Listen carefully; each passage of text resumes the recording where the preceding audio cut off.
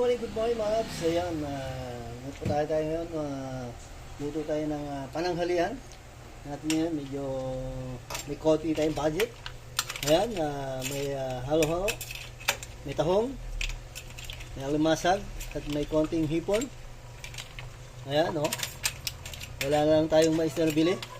Kaya halo-halo ang kompleto naman yan. Lagyan natin mga ingredients. Hindi na kailangan marami ingredients. Mga dairy, yan lang sa dairy cream. Ayos na yan. At ayan, oh. Yummy na yan. Yummy. Kayo, ano bang mga nyo, pananghalian? Flex nyo rin para message kayo kung anong pananghalian. Tikman natin kung ano lasa. Wow, sarap. Ayos na. Pananghalian na yan, hanggang hapunan na. Thank you. Grabe sarap. Okay na. Konting mga ingredient lang, okay na. Sarap na, hindi naman masyadong kailangan maraming ingredient ng mga seafoods. Ayan, thank you.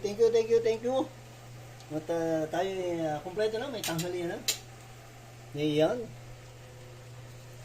Kainan na. At sasangag pa ng kanin, yun ang tanghalian natin. Thank you, bye-bye. Ingat na. Comment to dyan. Share. Thank you.